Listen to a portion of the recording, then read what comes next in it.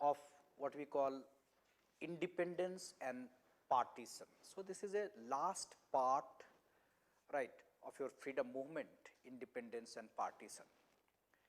There is a question, and you will see in most of the historian they ask this question, that was the partition of India inevitable or unavoidable? We have to understand this question. We have to understand the circumstances leading to partition. And we already discussed how communalism, rise and growth of communalism contributed in this concept and how it helped, right, in this process of partition movement. Fine. So, heading of this topic would be independence,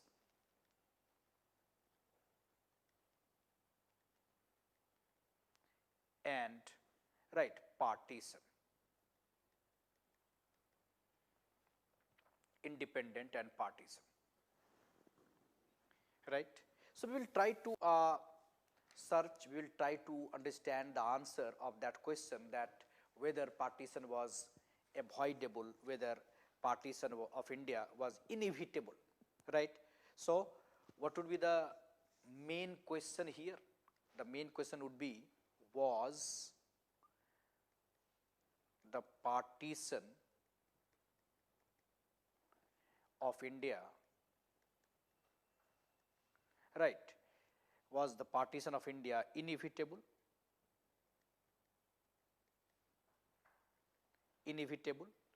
and unavoidable,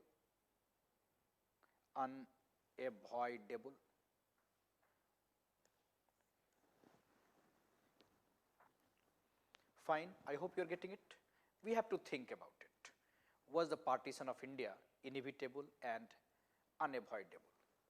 They can ask you, who should take, you can say, the responsibility of it? Who was the villain? Who was responsible for this partition if it was unavoidable? So, this kind of question we have to understand. Fine, is it okay? You have to think about it. Now, first try to understand this, or try to understand the topic. See, when you discuss this issue of partition, independence and partition, we have to understand the development after 1937. Most of the historian, they say that after 1937 there was a different scenario. So, whenever you are discussing, whenever you are thinking the partition politics, you have to understand the development after 1937. Before 1937, right, I already mentioned how rise of communalism. So, you will see that Muslim League was formed, and how loyal politics began, then how 1909 separate electorate. So, British started playing its role, divide and rule policy, and finally, right, you will see that 1928 Nehru report rejecting separate electorate. 1909 Congress, right, you can say 1909 Congress rejected this separate electorate, but 1916 Congress accepted this separate electorate. But in 1928 Nehru report, right, rejected by Jinnah, and he came out with his own point, Jinnah's point. So, Jinnah's politics changed after 1928. You will see a change in politics, right, change in politics of Jinnah after 1928. You will see different Jinnah here, different Jinnah after this, after 1928. Always remember it. So, Jinnah before this different, Jinnah as a nationalist, But Jinnah after this different, 1928. And the defeat in election of 1937 changed the equation. Fine. So when you are searching the cause of partition, it would be better to think about the situation after 1937. But whether partition was unavoidable before 1937? No. Partition was avoidable before 1937. But after 1937, situation changed. After the defeat, now Jinnah started saying Islam in danger. Islam in danger. See, the approach of Jinnah changed. Islam in danger. And after 1940, you will see a totally different situation. 1940, August offer. British provided this, you can say, this clause that any future constitution would be adopted, right, with the consent of the minorities. August offer. So try to understand. Jinnah now radical. Jinnah now started that kind of communal politics. When? After 1937. And after 1937, in 1940, British authorities, they are also very smart. They are also trying to help this communal growth. And they are saying, August offer provided, August offer of Linlithgow, very important. It provided that no future constitution would be adopted without the consent of the minorities. Jinnah was very happy. After that, in 1942, Cripps Mission, right, did nothing for, you can say, the Congress demand. But Cripps Mission, provincial option was accepted. That was a good news for Jinnah, provincial option. So try to understand, Jinnah became, right, you can say, very, you can say, right, motivated. And after this, they started demanding clear-cut Pakistan. You will see there in the session, Lahore session, right. So clearly Pakistan proposal. There was some attempt for Gandhi-Jinnah talk, like the CR formula, C. Rajagopalachari formula, but it failed. Then 1945, after the end of the war, 1945, Webber, he tried to, you can say, offer Indians a formula, what you call Webber formula. Webber said that all the posts except Viceroy and Commander-in-Chief should be given to Indians. And to discuss the formula, Webber invited all the leaders to Simla, which is called Simla Conference. So always remember these development, right. 1940, you will see 1940, fine, 1940, August offer, Cripps Mission 1942, then CR formula 1944, Webber plan 1945, and then you have Simla Conference. But in Simla Conference, the issue of Maulana Abul Kalam Azad as representative of Indian National Congress created a deadlock. And Webber gave a veto to Muslim League that if you are not happy, there would be no progress. So Webber giving them a veto. So Jinnah was motivated.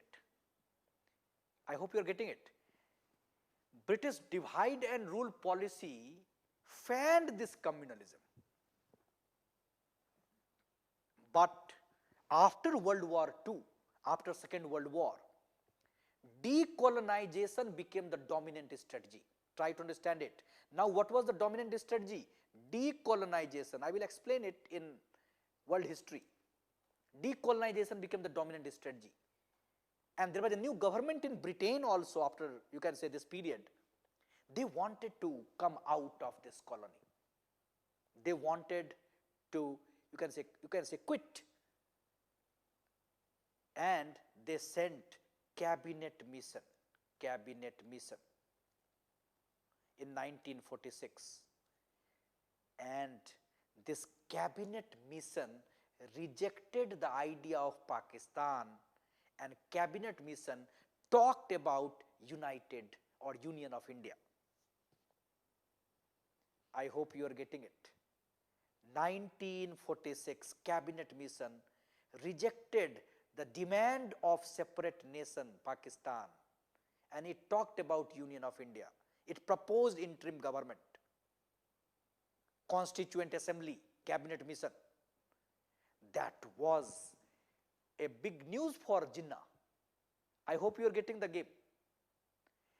1940 Jinnah motivated, 1942 Jinnah motivated, 1944 Jinnah motivated, 1945 Jinnah motivated, 1946 rejection. And after 1946, Jinnah, when he found that there is no constitutional remedy, he started talking about Direct Action Day. 1946, he started talking about Direct Action Day. And in 1946, when he started talking about direct action for Pakistan, bloodbath, communal rights, and because of this direct action, bloodbath, communal right, there was only two choices: either this kind of bloodbath or civil war like situation, or Pakistan. And finally, Congress, or you can say the British, you can say authorities, they also realized that the better option is Pakistan, accepting the demand of Pakistan. And therefore, right, Pakistan demand was accepted, separate Constituent Assembly accepted, and Mountbatten came to implement this program, this plan called 3rd June Plan. Mountbatten Plan came. Why I am telling you this development? To suggest that partition became inevitable, unavoidable after 1946. After 1946, it became unavoidable. After 1937, there was no attempt by the Congress, serious attempt by the Congress to stop this tendency, and British authorities played its divide and rule politics. So, before 1937, there was no point, there was no scope of partition. Two-nation theory before 1937 was meaningless. There was no two-nation theory. But after 1930s, after 1937 particularly, you will see that communalism in its new form, ugly form, aggressive form. And who made this communalism aggressive? British divide and rule policy, their approach. And finally, after 1946, partition became unavoidable, because there was only two choices, right? One, this kind of civil war, difficulties, because Jinnah or Muslim League was not ready to, right, cooperate. Even Congress started realizing, it's not that we should blame only League, we should blame only Jinnah. Even Congress also started realizing that it is, right, better to make India strong. This kind of, right, communal atmosphere cannot be tolerated. So it is better for both, and we started accepting this lesser evil, right? And partition became a reality. Partition became a reality. So if they are asking that was the partition of India inevitable or unavoidable, your answer would be it was not unavoidable before 1946, but in 1946 and after that it became unavoidable because of the communal right. And yes, after 1937, communal politics, particularly of Jinnah, right, was right, responsible. But why you should not blame Congress? Why you should not blame British government for divide and election, for divide and rule? So you should not blame only Jinnah. You should not blame only Pakistan. Right? You should not blame, right, that time Pakistan was not there. But you should not blame, right, the communal politics. Divide and rule policy and the Congress appeasement was also responsible for it. Fine. So this kind of elaboration is required. So in case they are asking, was the partition of India inevitable or unavoidable, you have to write when it became inevitable or unavoidable. Inevitable or unavoidable. Is it okay? So in most of the Indian historians, they consider partition, right, as a tragedy. And whenever you are discussing this, we have to understand the circumstances prevailing at that time, which actually convinced our leaders to think about partition. Fine? Right. So when you are mentioning, we can add, right, so we can add that there are many causes responsible for partition, causes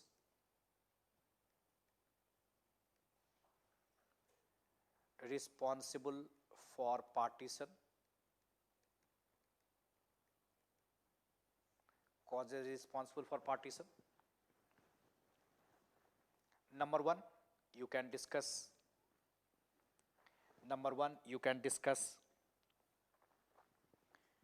Right, rise and growth of communalism, and communal outlook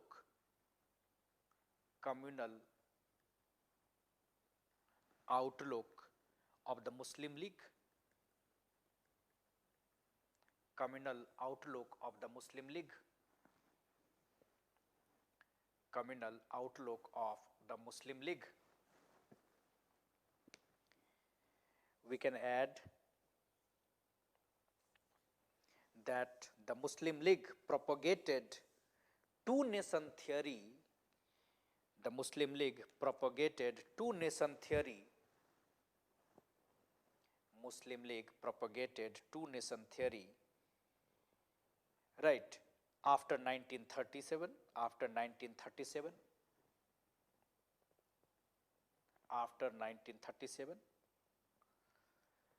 and they left no stone unturned. They left no stone unturned to convince the common Muslim masses,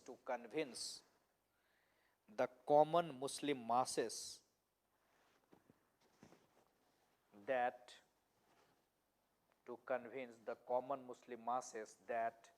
the majority Hindus posed a serious threat. They left no stone unturned to convince the common masses that the majority Hindus posed a serious threat to the minority Muslims.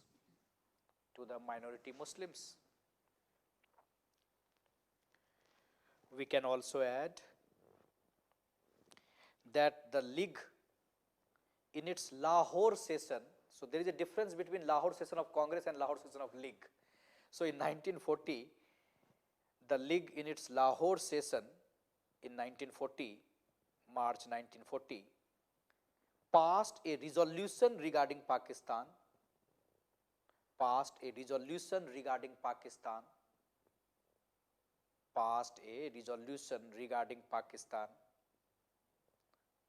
demanding independent and sovereign Pakistan,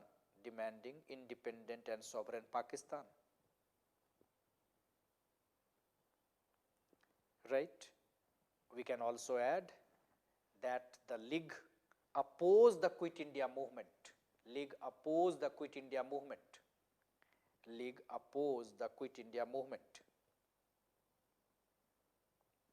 And After 1946, they became very aggressive. After 1946, they became very aggressive and they celebrated, they celebrated, they celebrated Direct Action Day, Direct Action Day, Direct Action Day on 16th August 1946. On 16th August 1946. On 16th August 1946, as a result of which, as a result of which,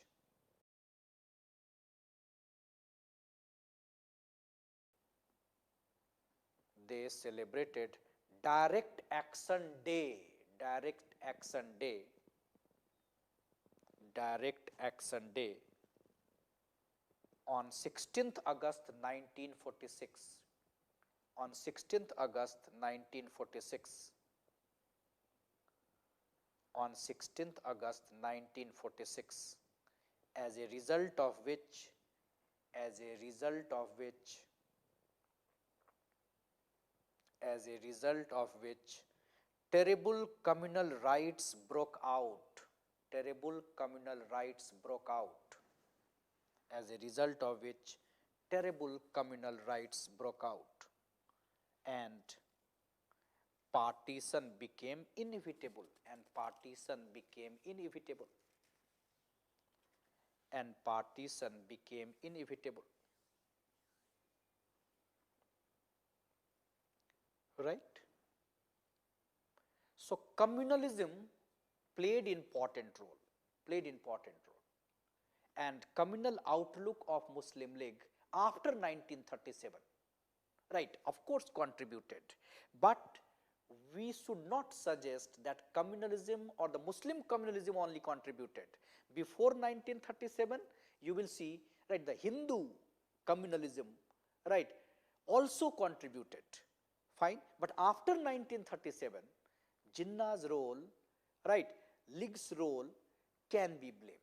I hope you are getting it. So it will be a very sensitive issue. So we have to consider this development as a student, as a good student, fine.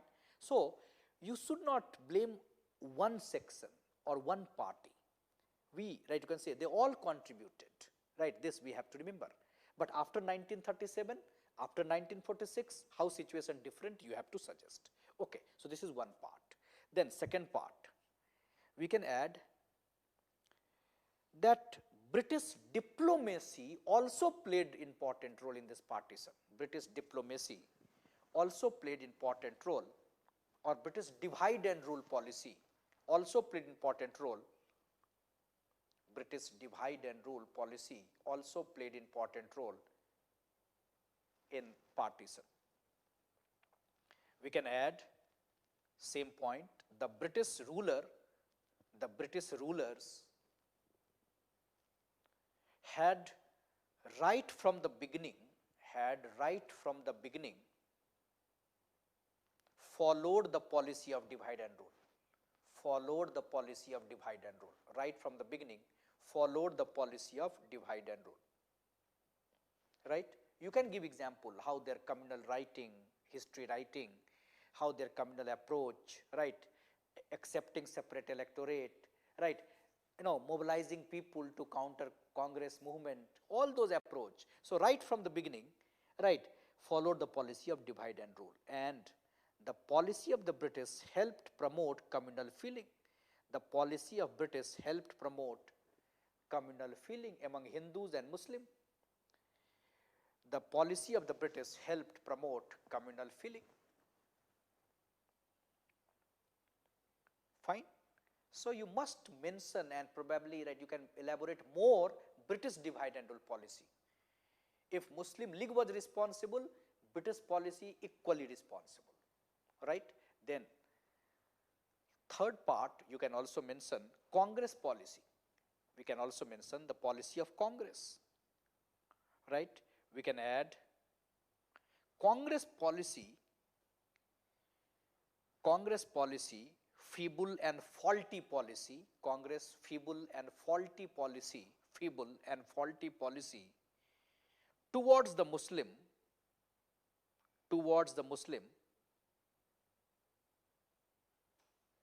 right, was equally responsible, was equally responsible, was equally responsible, right? So like you will see that accepting separate electorate, no mass level contact, right, and then rejecting separate electorate, this kind of inconsistency. So you are just trying to appease a section of the Muslim, not mass level contact program. Whenever there was a trust deficit, Congress never tried to work on those trust deficit, right? When Jinnah talked about Congress exploitation, Jinnah never, you can say Congress never tried to counter it. So these policies you can write feeble, faulty, right, sometime avoiding, sometime, right, not answering to those point. So this created a difficult situation. Fine. So Congress policy was also responsible, right, in that context, so that we can mention. Then the number 4 or the next part we can add that the communal rights, particularly after 1946, also contributed in partition, also contributed situation. Fine. So Congress policy was also responsible, right, in that context, so that we can mention. Then the number 4 or the next part we can add that the communal rights, particularly after 1946, also contributed in partition, also contributed, and we can add that after August 1946, after Direct Action Day,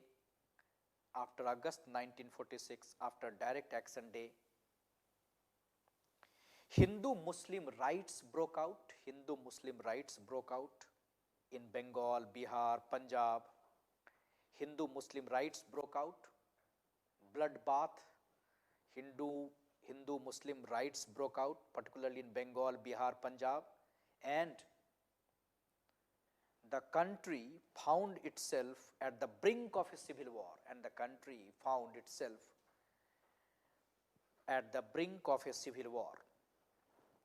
Thus, in order to save the country,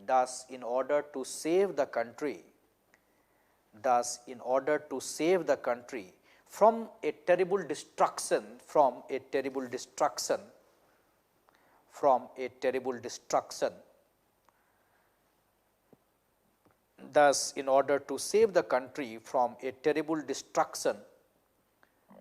right, the Congress thought it better to accept the partition, of the country. Congress thought it better to accept the partition of the country, right? And we can also add Congress was now fully convinced that the League would create hurdles, the League would create problem in the functioning of the government,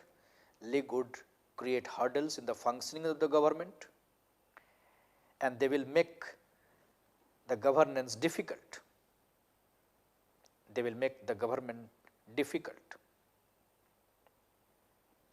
Right? And we can add that Lord Mountbatten also assured Congress and its leader, particularly Patel and Nehru, that it would be better to make the remaining India powerful.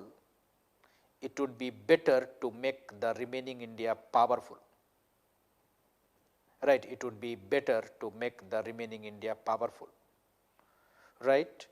So finally for Congress, so finally for Congress, right, after 1946, for Congress, it was right choosing between the two evils,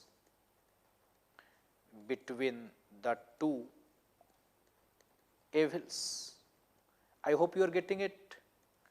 So finally for Congress, it was choosing between the two evils, right, communal right or Pakistan, both evil, you have to choose.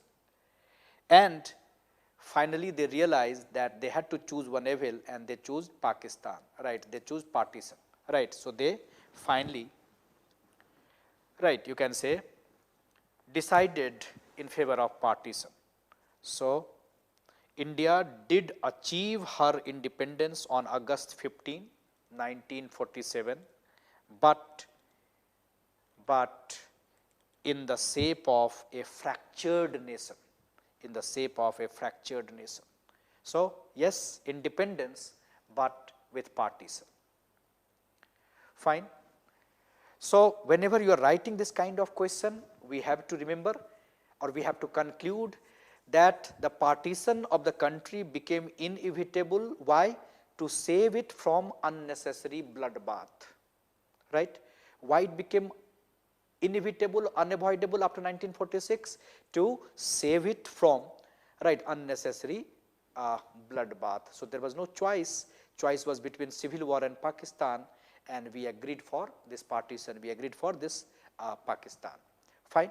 So I hope you understand this development, and you can handle, right, this question, right, it was inevitable or not. They can ask you whether Jinnah was responsible, whether communalism was responsible, whether British policy was responsible, whether Congress was responsible.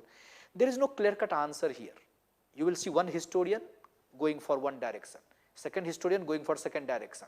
You have to understand that how they all contributed, and finally the circumstances, situation after 1946 contributed, right. So this is all about independence and partition.